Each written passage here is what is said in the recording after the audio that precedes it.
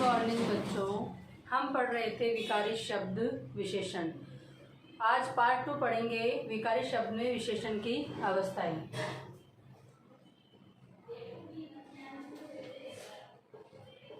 विशेषण की अवस्थाएं।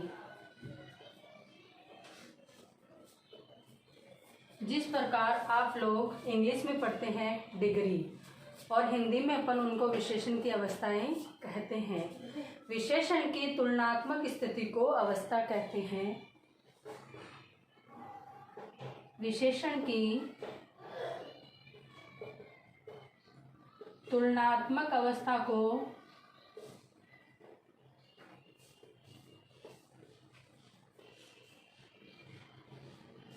विशेषण की अवस्था कहते हैं। वापस देखना, विशेषण की तुलनात्मक स्थिति को, स्थिति आएगा यहाँ पर, तुलनात्मक स्थिति को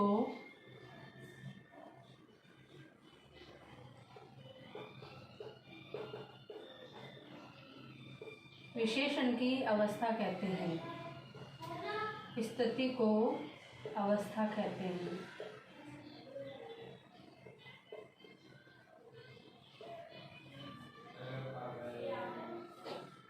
इसके तीन प्रकार होते हैं। नंबर 1 मूलावस्था, नंबर 2 उत्तरावस्था,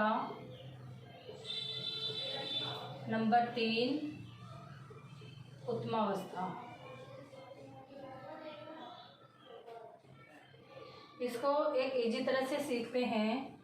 मूल अवस्था, इसमें रहीम अच्छा लड़का है, यानी सीधा सिंपल अर्थ। उत्तरावस्था, राम रहीम से भी अच्छा है,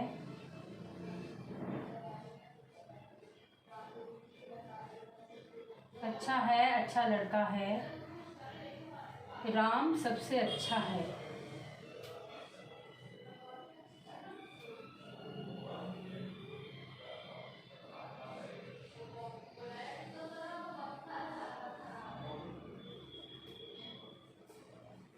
इसको इस तरह से समझिए कि एक सिंपल वाक्य है,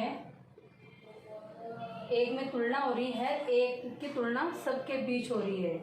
अब इसको डिटेल से समझते हैं। सबसे नंबर 1 पर है मूलावस्था।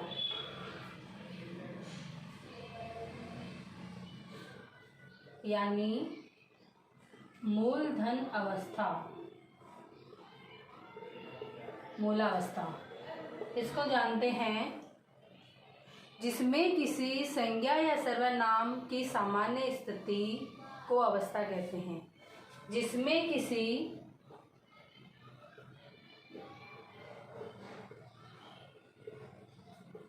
संज्ञा, सर्वनाम की सामान्य स्थिति को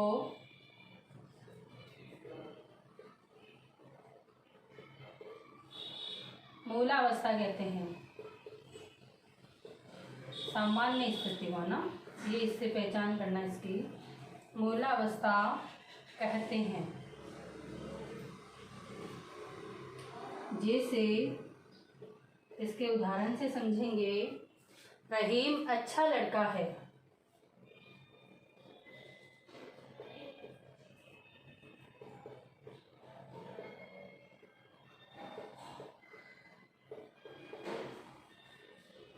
एकदम सामान्य स्थिति, यानी रहीम अच्छा लड़का है। ये इसमें किसी से तुलना नहीं है, सभी में बेस्ट नहीं है, केवल मूल अवस्था है उसकी। भाई रहीम कैसा है? रहीम अच्छा लड़का है। आइए दूसरा देखते हैं।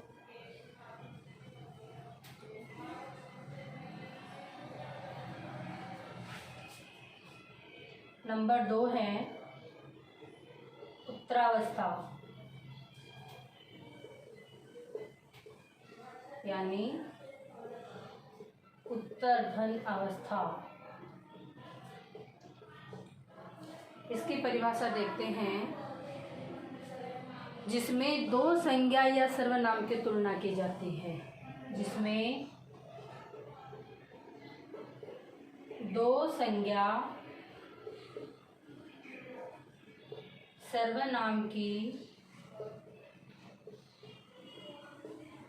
तुलना की जाती है। कोई भी दो, जैसे उदाहरण से समझेंगे, अशोक रहीम से अच्छा है या राम रहीम से अच्छा है। नाम कोई भी हो सकता है। अशोक रहीम से अच्छा है।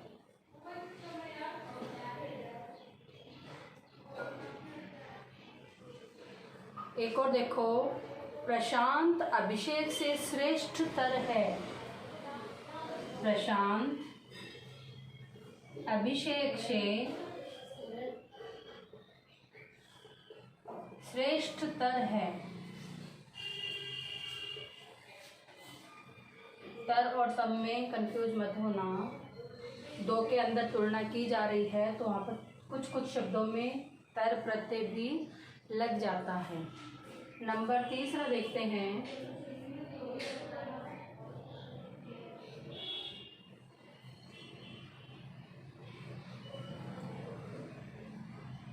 उत्तमावस्था, सब में उत्तम, सबसे बेस्ट।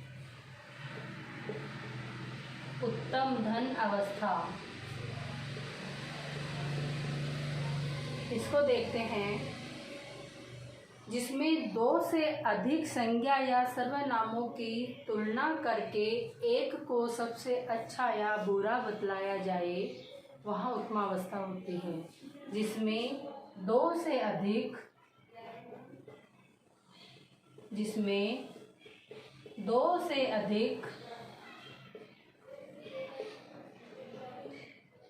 संज्ञा सर्वनामों,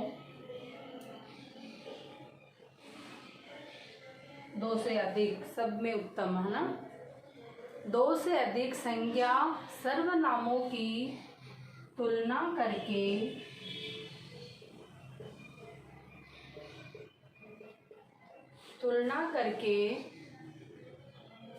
एक को सबसे अच्छा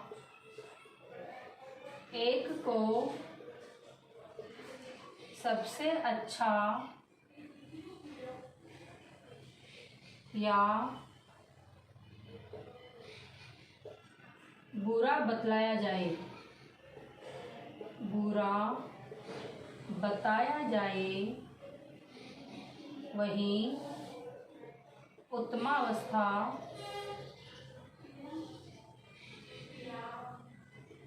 वही उत्तमावस्था होती है।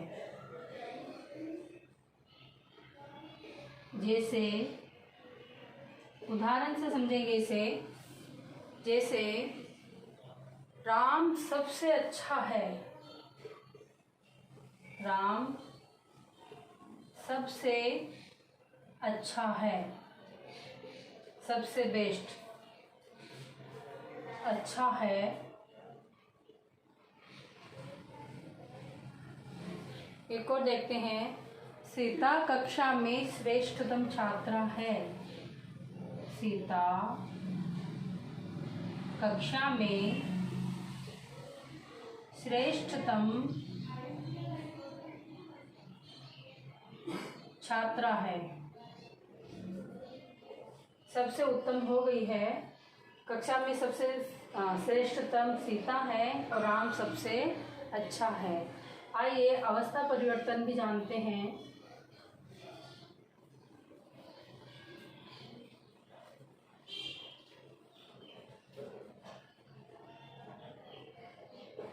कोई एक वाक्य दे दिया जाए, उसमें परिवर्तन कैसे करेंगे, आइए समझते हैं इसके बारे में। अवस्था परिवर्तन।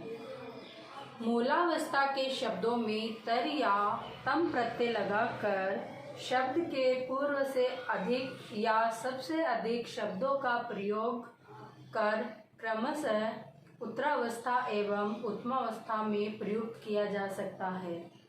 मूलावस्था के शब्दों में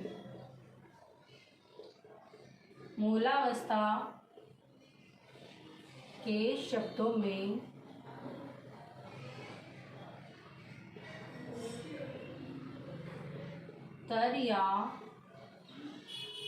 तम प्रत्यय लगाकर तर या तम प्रत्यय लगाकर या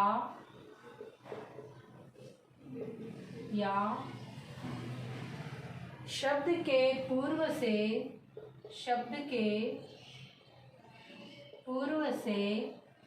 या शब्द के पूर्व से अधिक यानी से अधिक या सबसे अधिक या सबसे अधिक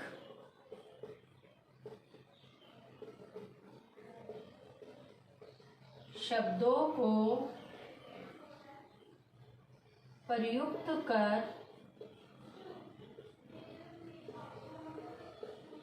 उत्तरावस्था या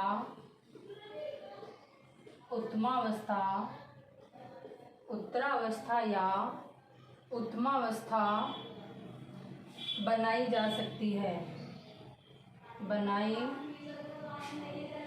जा सकते हैं। जैसे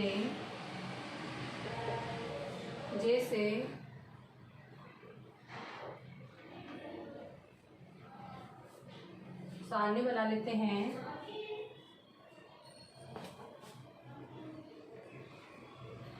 तर और तम प्रत्यय लगेंगे, से अधिक या सबसे अधिक शब्द लग जाएंगे मूलावस्था में। मूलावस्था का कह रहा है तो देखो, मूलावस्था, उत्तरावस्था, उत्तमावस्था।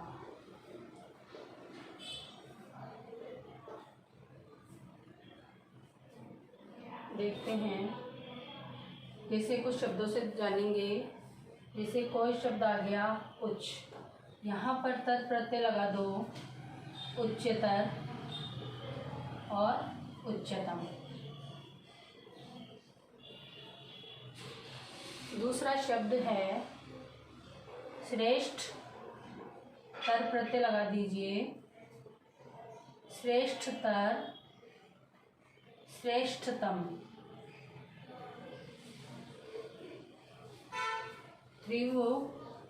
तीव्र जिसे बोलते अपन, तीव्रतर और तीव्रतम, तेज गति से चलने वाला। अच्छा, से अच्छा, सबसे अच्छा।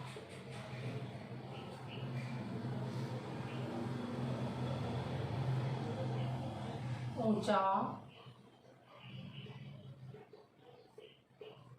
से ऊंचा,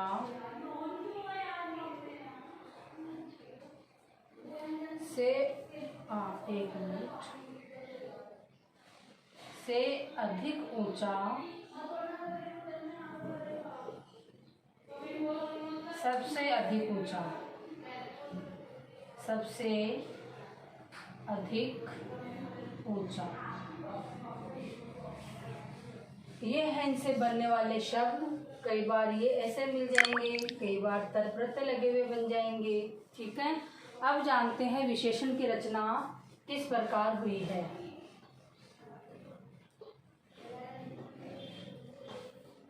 विशेषण की रचना,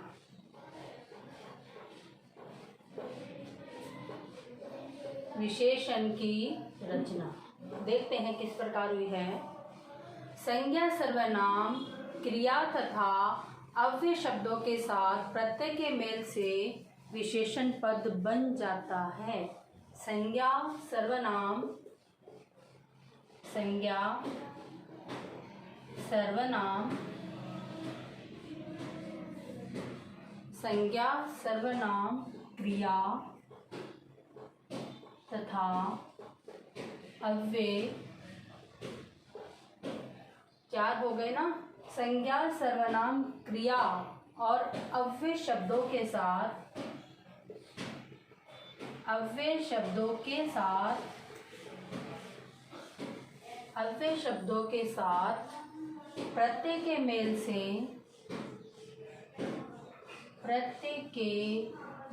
से यानी प्रत्यय लग जाएगा। इन शब्दों के प्रत्यय के मेल से विशेषण पद बन जाता है। विशेषण पद बन जाता है।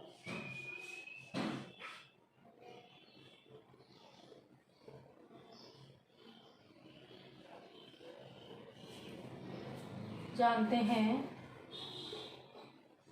संज्ञा शब्दों से विशेषण बनाना। संज्ञा शब्दों से विशेषण बनाना या बनना। जैसे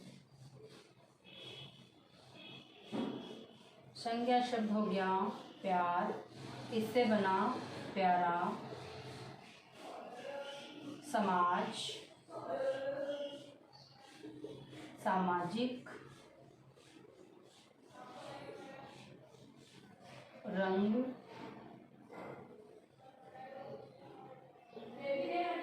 रंगीला। गुण, गुणवान।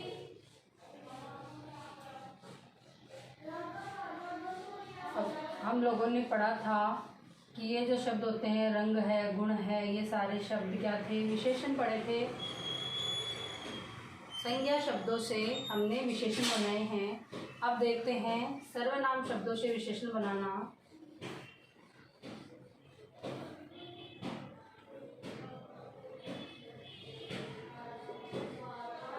सर्वनाम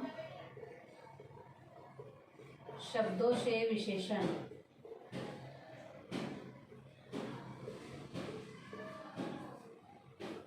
जैसे यह का हो जाएगा ऐसा, वह, वैसा, तुम, तुम्हारा, हम, हमारा, कौन, कैसा,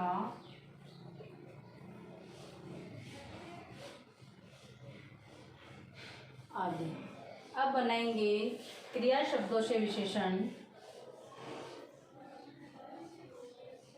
अपन को पहचान करनी है। जैसे क्रिया है, क्रिया से जो शब्द बन रहे हैं वो विशेषण ही होंगे। क्रिया अपन पहचान पा रहे हैं। क्रिया से विशेषण।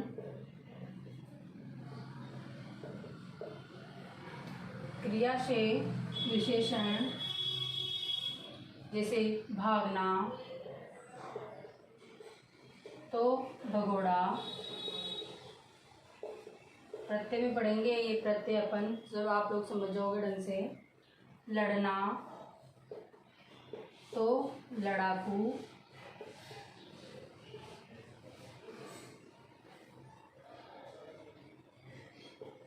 लूटना, लुटेरा आदि। अब है अव्यय से विशेषण जो बनाए गए हैं। अव्यय शब्दों से विशेषण।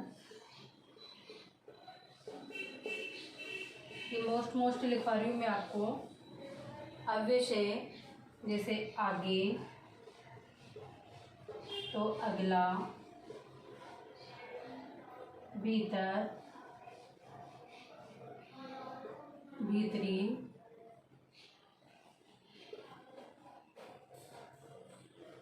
अच्छा, ये लिखो, बाहर वाला लिख लो। बाहर, बाहरी। पीछे, पिछला आदि। ये थी विशेषण की अवस्थाएं।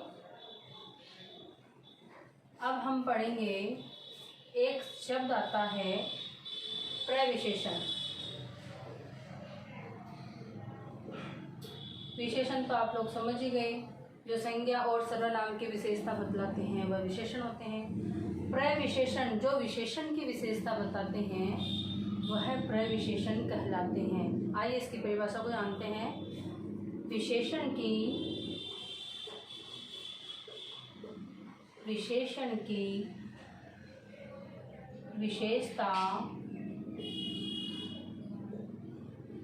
बताने वाले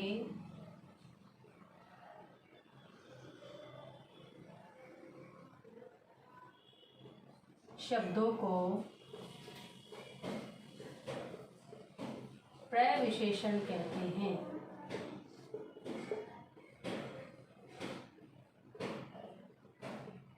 जैसे उदाहरण से समझेंगे,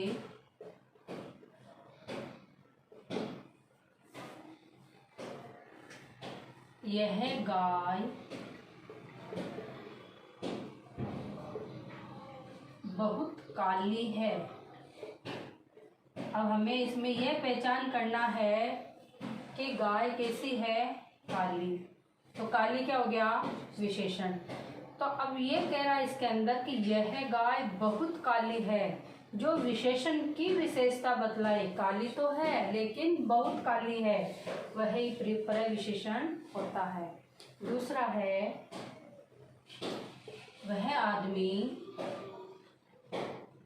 बहुत ईमानदार है। अब ईमानदार तो है लेकिन कैसा है, बहुत। जो ये बहुत शब्द आए हैं यही विशेषण की विशेषता बतला रहे हैं। जो विशेषण की विशेषता बतलाएंगे वह प्रविशेषण कहलाते हैं। धन्यवाद।